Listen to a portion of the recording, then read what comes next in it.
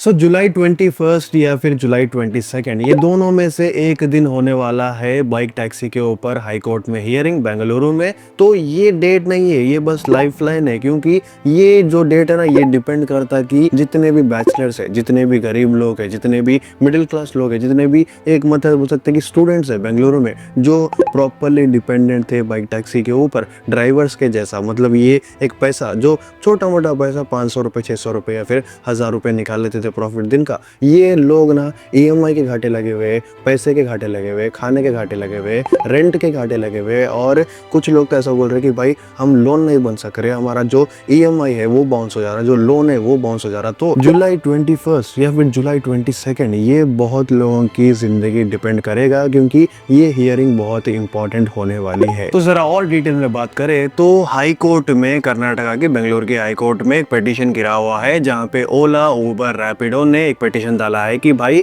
जो गरीब लोग हैं 12 से 14 घंटे काम करके बस 600 रुपये 800 रुपये या फिर ज़्यादा से ज़्यादा 1000 रुपये कमा लेते, अपने प्रॉफिट मार्जिन निकाल लेते, क्योंकि एक एम्प्लॉयमेंट है, नए लोग को जॉब मिल रहा, नए पैसे निकल रहे, नहीं तो ये एक जरिया है। अब ये चीज़ के ऊपर सेंट्रल ने भी जो है ना, सेंट्रल गवर्नमेंट है, उन्होंने भी सपोर्ट किया है। तो आपको क्या तकलीफ हो रही, आप भी हमको हेल्प करो, ये पिटीशन को मतलब कंसिडर करो, ये केस को पूरा हमारे फेवर में करो, और जितने भी बाइक टैक्सी है बेंगलुरु के अंदर उसको फिर से स्टार्ट करो बोल के एक पिटीशन डाले थे। उसके बारे में चर्चा चल रही थी, उसके फेवर में भी बहुत लोग बात कर रहे थे, इसके अगेंस्ट में तो कोई बात नहीं कर रहा, क्योंकि सबको बाइक टैक्सी चाहिए। क्योंकि जो मेजर कंसर्न है वो यही है कि बेंगलुरु ना एक आईटी हब है, एक ऐसा आईटी हब है जहाँ पे एक पार्ट टाइम जॉब बहुत मेजर, एक वैसा बोल सकते हैं कि एक मेजर डिपेंडेंसी है, क्योंकि ये पार्ट टाइम चाहिए ही चाहिए। अब जो पार्ट टाइम्स है ना, वो इंडिया का कल्चर नहीं है, लोकल है, क्योंकि लोकल जितने भी बिजनेस है, लोकल जितने भी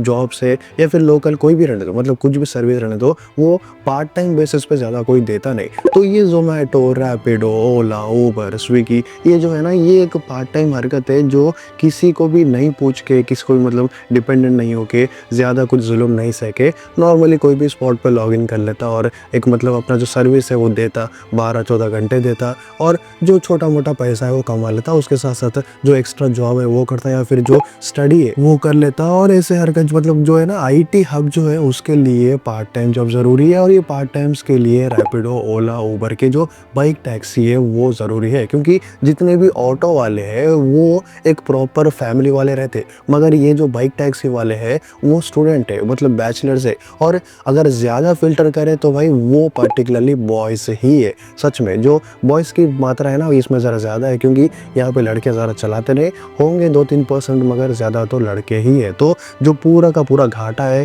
वो लड़कों को ही गिर रहा। अब यहाँ पे बहुत लोगों ने ये भी बोला है कि अब यहाँ पे ना विकसित भारत बनाएंगे, डिजिटल भारत बनाएंगे, डिजिटल इंडिया बनाएंगे बोल के बोल रहे हैं, मगर आप जो एक बेसिक स्टार्टअप है, एक बेसिक हेल्प जो है, एक जो बेसिक एम्प्लॉयमेंट जग रही, उसको ही बंद कर दे रहे। तो ये गवर्नमेंट की डिप्लोमेसी, एक तरफ बोलते हैं कि डिजिटल इंडिया बनाना है, और एक तरफ पूरे बाइक टैक्सी को बैन करते। अब अगर ग्राउंड रियलिटी की बात करें तो बहुत लोग यही बोल रहे हैं कि आपको बस एक ओला, उबर, रैपिडो का बाइक टैक्सी ड्राइवर दिखता, मगर उसके पीछे जो तकलीफ है वो मतलब कौन से एरिया से आ रहा, कौन से छोटे मोटे विलेज से आ रहा, वो यहाँ पे कैसे सर्वाइव कर रहा, उसके पैसे, उसके खर्चे, वो जो है ना वो पैसे वो कैसे निकलते, वो आपको नहीं मालूम, क्योंकि जो काम कर रहा उसी पे वो सब बीतती। इसीलिए मतलब ना ये जो बाइक टैक्सी है ये बहुत हेल्पफुल था एक टाइम पे, मगर इसको बैन करने से पहली हरकत तो ये हो गई कि भाई हम वो सर्विस दे भी नहीं सक रहे, एट द सेम टाइम वो जो सर्विस है ना वो ले भी नहीं सक रहे, मतलब जो प्रोड्यूसर्स हैं, जो कंज्यूमर्स है,